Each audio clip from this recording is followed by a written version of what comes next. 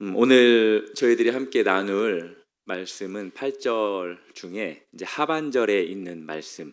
그러나 인자가 올 때 세상에서 믿음을 보겠느냐라는 이 말씀을 중심으로 함께 이제 믿음이라는 주제에 대해서 저희들이 살펴봤으면 좋겠는데요.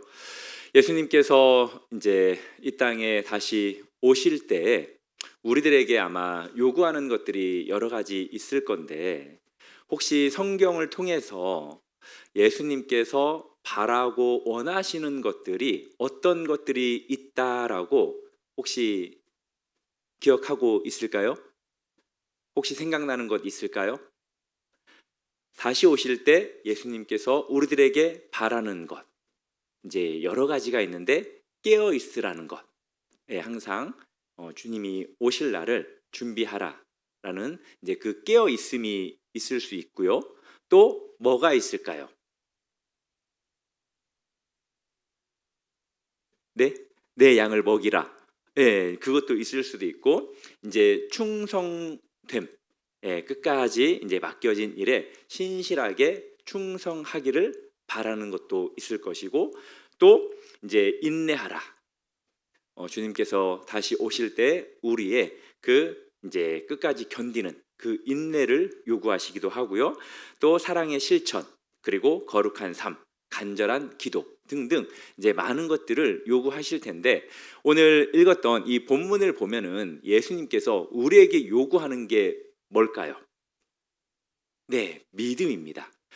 정답이 너무 쉬우니까 그냥 뭐 굳이 답변을 하냐라는 그런 우리 성도님들의 얼굴 표정인데요.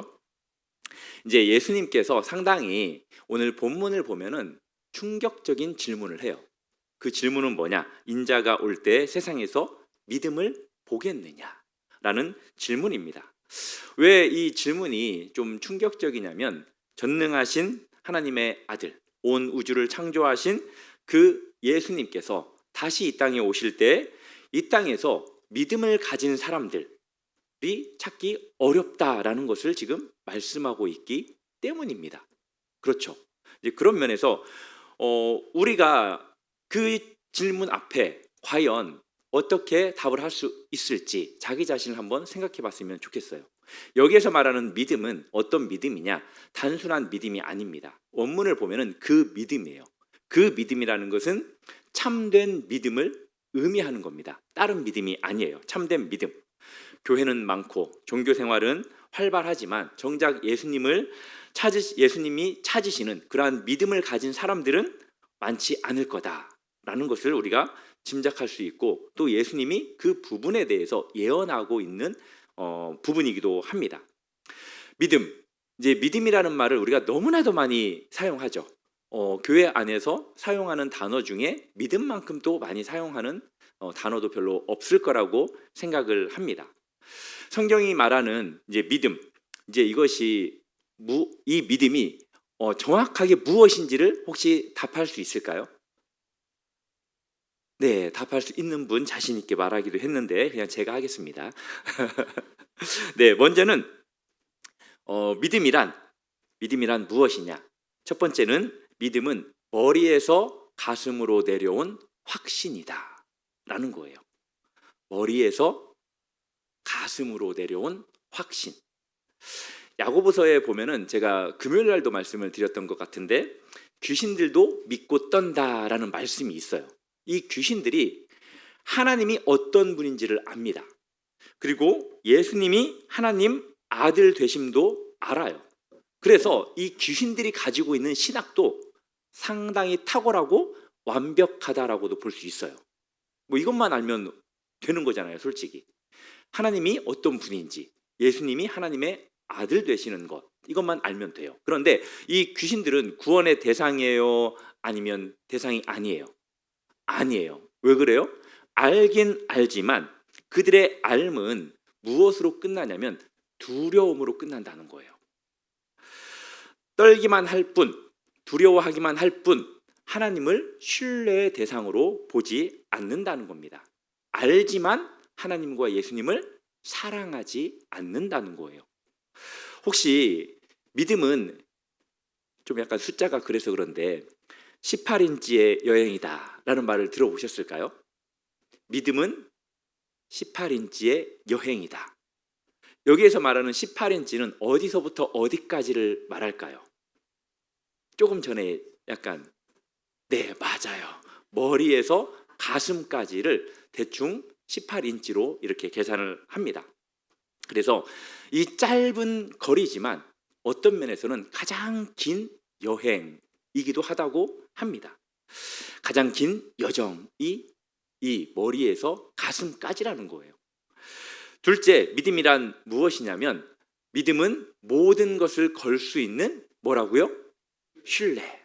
모든 것을 걸 수 있는 신뢰. 믿음하면 대표적인 인물이 있죠. 어떤 함이죠? 아브라함이죠.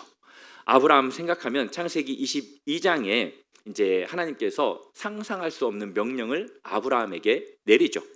내 아들, 내 사랑하는 독자 이삭을 번제로 드려라라고 명령합니다. 100세 때 기적적으로 낳은 아들이에요. 25년씩이나 기다려서 약속의 증거로 받은 아들입니다. 하나님께서 그 아들을 통해서 아브라함의 미래를 약속해 놓은 그러한 아들이에요. 그런데 이 아들을 죽이라는 겁니다. 논리적으로 아브라함이 이해가 됐을까요? 그리고 감정적으로도 그게 수용이 됐을까요? 또 신학적으로도 이게 말이 됩니까? 여러 가지 아무리 대입을 하려고 해도 도저히 맞지 않는 그러한 명령을 하나님께서 하십니다. 하나님이 이 아들을 통해서 큰 민족을 이루겠다라고 아브라함에게 약속을 하셨잖아요. 그런데 성경을 보면은 이제 우리가 놀라운 장면을 발견을 하죠. 아브라함이 어떻게 합니까? 아브라함이 아침에 일찍이 일어나 나귀의 안장을 지우고 그 아들과 함께 이제 어디로 갑니까? 산으로 가죠. 어떤 산? 모리아 산으로 가잖아요. 아침 일찍 일어났습니다. 이 아브라함이 망설였을까요? 이 아브라함이 하나님에게 변명하면서 갔을까요? 아니면 하나님과 협상을 하고 갔을까요?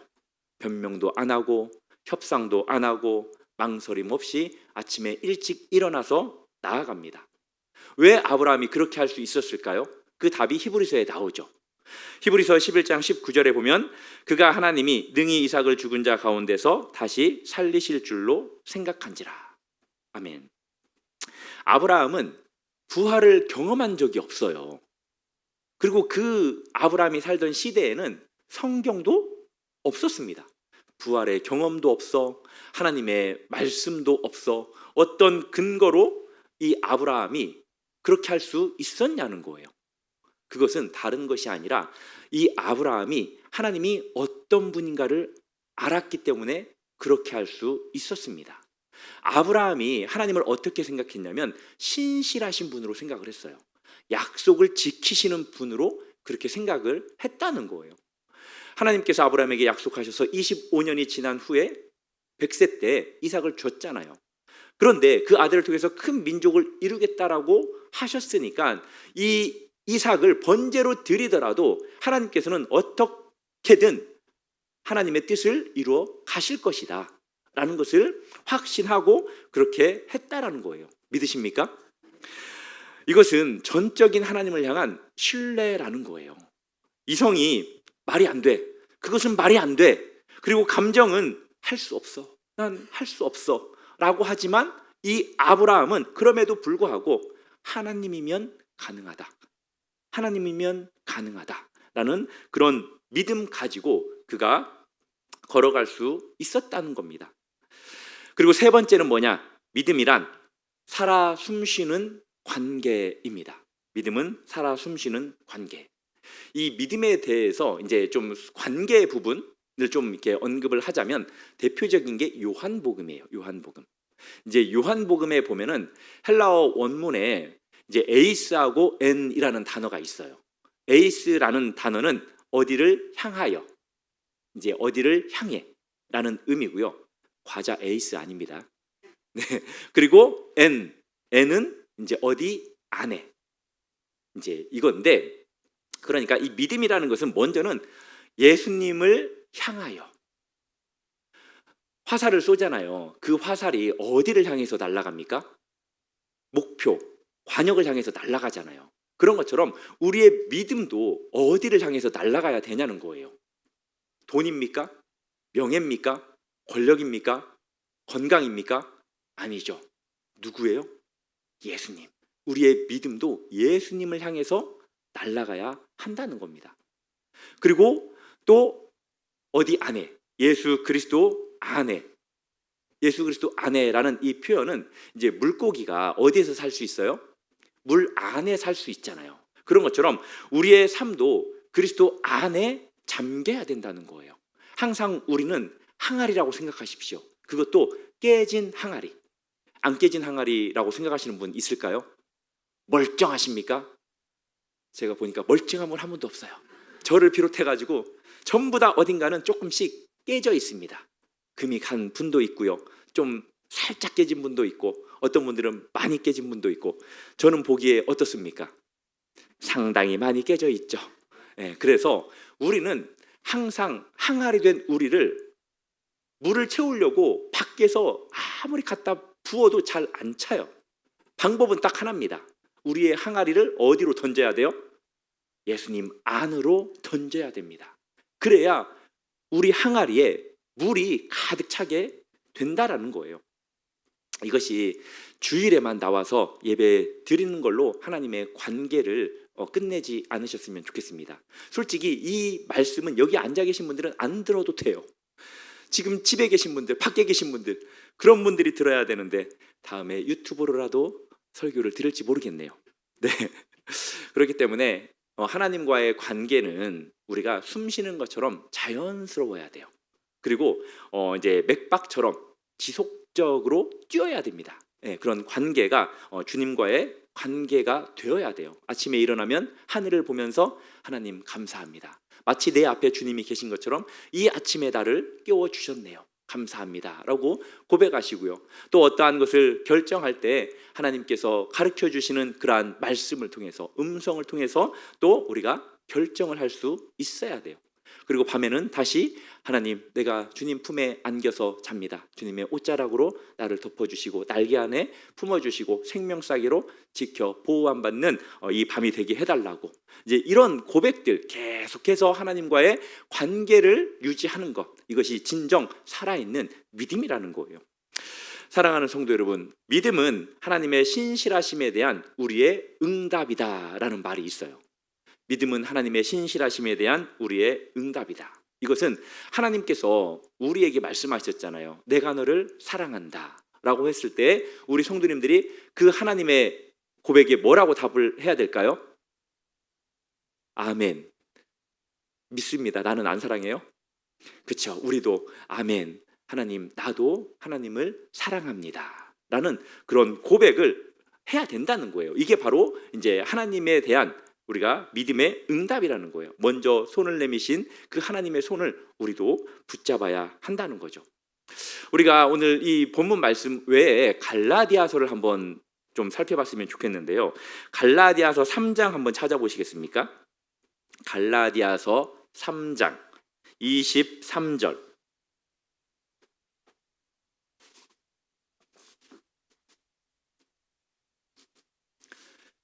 갈라디아서 3장 23절부터 26절까지 저와 함께 교독하겠습니다. 믿음이 오기 전에 우리는 율법 아래에 매인 바 되고 계시될 믿음의 때까지 갇혔느니라.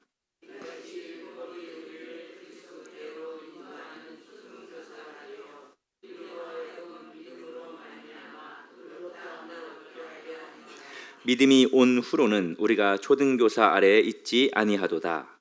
너희가 다 믿음으로 말미암아 그리스도 예수 안에서 하나님의 아들이 되었으니. 아멘.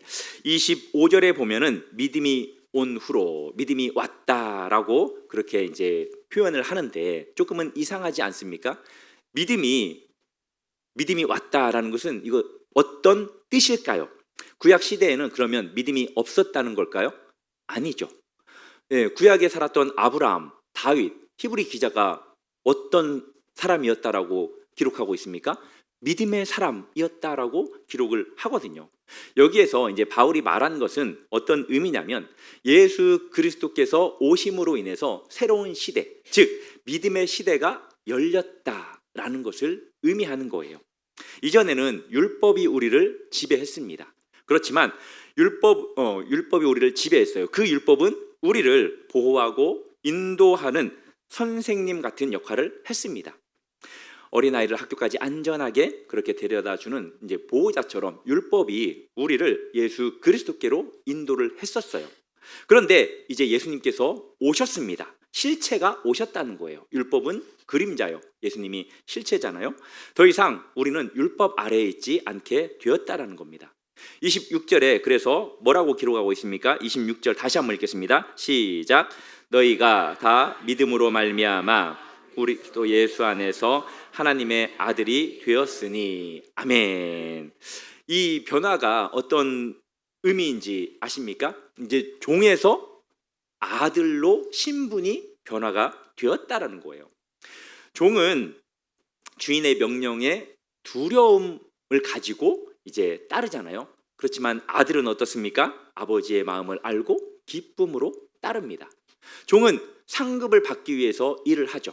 그렇지만 아들은 상속을 받은 자로서 그렇게 일을 합니다. 완전히 신분이 달라요.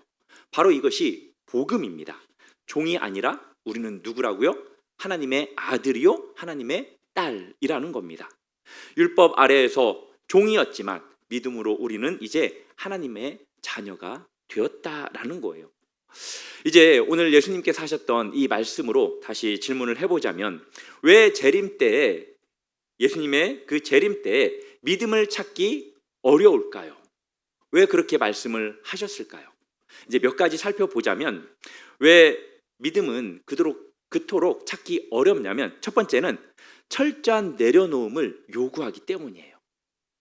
믿음이라는 것은 철저히 우리의 것을 내려놓는 것을 요구하기 때문이라는 거. 현대인들은 자신을 뭐라고 표현하는지 아세요? 왕이라고 표현해요. 왕. 예, 자기 자신이 최고라고 그렇게 여깁니다.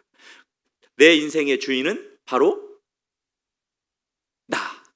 예, 뭐 그런 노래들도 있어요. 막 엄청난 노래인데 제가 좀 방정 맞아서 부르진 않을 겁니다. 네, 그런데 믿음은 어떻습니까? 믿음이라는 것은 내가 왕이 아니라, 내가 주인이 아니라 예수님이 왕이시고 예수님이 주인이라고 고백하는 것. 바로 그게 믿음이거든요. 여기에서 역설이 있어요. 어떤 역설이냐?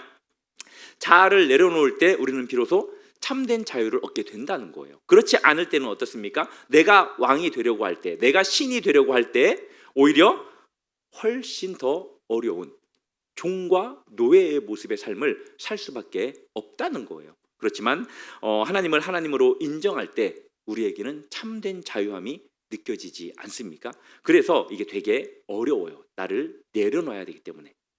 사랑하는 성도 여러분, 우리 자신의 그 모든 것들을 내려놓음으로써 주님께서 찾으시는 믿음의 사람이 되기를 바랍니다.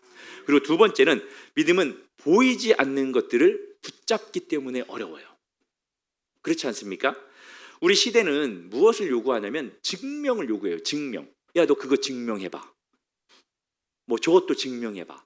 계속해서 증명을 요구하는 게 우리가 살아가는 이 시대입니다. 그래서 보여주면 믿겠다. 우리 주변에 안 믿는 친구들 전도하려고 할 때 그 친구들하고 막 복음에 대해서 이야기를 하잖아요. 야, 보여줘봐. 이렇게 그들은 요구를 한다는 거죠. 그러나 믿음은 무엇입니까? 보이지 않는 것들의 증거예요. 참 놀랍죠. 믿음은 보이지 않는 것들의 증거다. 대표적인 좀 잘 믿지 않았던, 의심 많았던 사람이 있었죠. 예, 뭐 집에서 이렇게 칼질 할 때 쓰는 그 도마. 예, 의심 많은 도마처럼 나는 물었네. 내가 주를 처음 만난 날이라는 그런 복음성가도 있었잖아요. 이 도마가 이제 야, 예수님이 부활했어. 진짜야라고 했더니 예수님께서 부활했다라는 그 소식을 도마가 듣고 뭐라고 합니까? 성경에는 그렇게 기록되어 있지는 않지만 뻥치고 있네. 이제 이러잖아요. 야, 내가 그 예수님의 손과 옆구리에 내가 내 손을 집어넣어서 만져보고 내 눈으로 봐야 내가 믿지. 나는 못 믿겠다라고 이제 이야기를 하잖아요. 그래서 이제 예수님께서 이제 그렇게 이야기를 하죠. 너는 나를 본고로 믿느냐? 보지 못하고 믿는 자들은 복되도다. 아멘. 아멘이십니까? 그 예수님을 믿으시죠? 네, 그래서 우리가 복 받은 사람이에요. 엄청난 복을 받으신 분들이 지금 여기에 가득 있습니다. 도마는 솔직히 우리의 모습하고 그렇게 다르지 않은 것 같아요. 네, 그렇잖아요. 우리도 증거를 원하고 또 이제 확실함을 추구할 때도 있습니다. 그러나 진정한 믿음은 보지 못해도 신뢰하는 거예요. 결국 이 도마가 뭐라고 고백을 합니까? 주는 나의 주님이시오. 그리고 나의 하나님이시니이다 라고 그렇게 고백하잖아요. 단순히 예수님의 상처를 보고 이제 고백한 고백이 아니라 예수 그리스도가 참된 메시아라는 그 사실을 믿고 이 도마가 고백을 했잖아요. 믿으십니까? 그리고 이제 마지막 세 번째는 왜 믿음은 그토록 찾기 어렵냐면은 종교가 믿음을 대체하기 때문이에요. 약간 조금 이제 문장이 어렵게 느껴질 수도 있지만 그렇게 어렵지 않습니다. 종교가 믿음을 대체한다. 이제 우리는 믿음을 가끔씩 무엇으로 착각하냐면 종교 활동으로 착각을 해요. 내가 종교 생활을 잘하면 믿음이 좋은 걸로 그렇게 착각을 한다는 거예요. 종교 생활 잘했던 그런 조직이 어떤 조직이죠? 바리새인이죠. 네, 대표적인 인물들이 바리새인들입니다. 그들은 일주일에 몇 번씩 금식을 해요? 한 번, 두 번, 세 번. 네, 두 번. 일주일에 두 번씩 금식을 하고요. 또 11조도 철저히 바쳤어요. 그리고 613개, 참 숫자 어렵게 이야기하네요. 613개, 613개의 율법을 지키려고 애썼던 그러한 사람들입니다. 그런데 예수님께서 그들에게 뭐라고 말을 하냐면 화 있을진저 외식하는 자들아 라고 이야기를 해요. 왜 그러냐면 하나님과의 관계 대신에 그들은 종교적인 행위로 만족을 했기 때문입니다. 그냥 예배 잘 드리면 된다라고 생각을 한 거예요. 그리고 율법을 잘 지키기만 하면 된다라고 생각을 했습니다. 하나님을 만나지 못하고 기도 응답을 받지 못해도 그리고 말씀이 살아서 역사하는 것을 경험하지 못해도 그냥 그들은 신앙생활이 자신들의 믿음으로 착각을 했던 겁니다. 이제 어떤 면에서는 형식은 있지만 그들은 생명이 없었어요. 그리고 활동은 있었지만 관계는 친밀하지 않았습니다. 교회 출석, 그리고 봉사, 헌금, 이 모든 것들도 중요하지만 더 중요한 건 뭐냐? 살아계신 예수 그리스도와의 온전한 관계를 맺으면서 느끼면서 사랑하면서 신앙생활하는 것, 이것이 더 중요하다는 거예요. 믿으십니까? 종교생활은 상당히 우리를 바쁘게 해요. 그렇죠? 그렇지만 믿음은 우리를 완전히 변화시킵니다. 그리고 종교생활은 우리의 의무 목록을 이렇게 채우는 하나에 불과합니다. 그렇지만 믿음은 우리의 인격을 변화시키는 거예요. 그래서 믿음이 있는 사람들은 조금씩 인격의 변화를 느끼셔야 돼요. 사랑하는 성도님, 우리 성도님들의 모습을 통해서 더욱더 주님의 모습을 피차간에 발견할 수 있기를 바랍니다. 사랑하는 성도 여러분, 예수님께서 인자가 올 때 세상에서 믿음을 보겠느냐, 이 질문 앞에 우리는 어떻게 서 있습니까? 혹시 어떤 분들은 나는 믿음이 작아, 나는 믿음이 적어 라고 생각할 분도 있을 것 같아요. 한 아버지가 예수님 앞에서 고백했던 그 고백을 기억하실지 모르겠습니다. 주여, 내가 믿나이다. 나의 믿음 없음을 불쌍히 여겨주소서라는 그 고백 기억하시죠?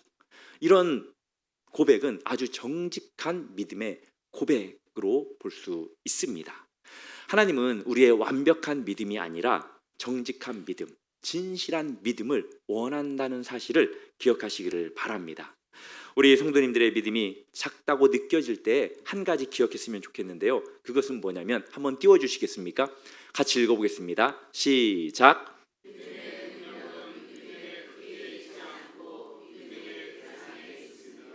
아멘. 믿음의 능력은 믿음의 크기에 있지 않고 믿음의 대상에 있다라는 것.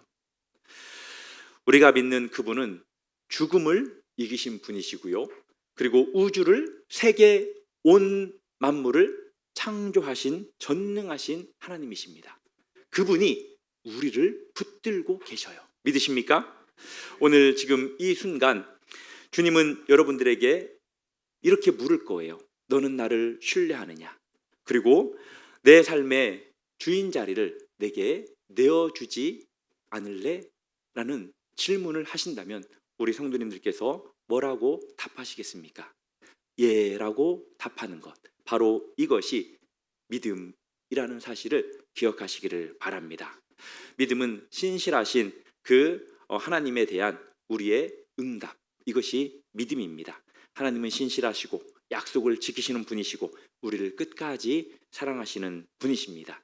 그 신실하신 하나님께 우리도 신뢰로 응답할 때 그것이 바로 예수님께서 찾으시는 그 믿음이라는 사실을 기억하시고 주님이 다시 오실 때 우리 안에서 그 귀한 믿음을 발견하는 저와 우리 성도님들이 되기를 주님의 이름으로 축복합니다.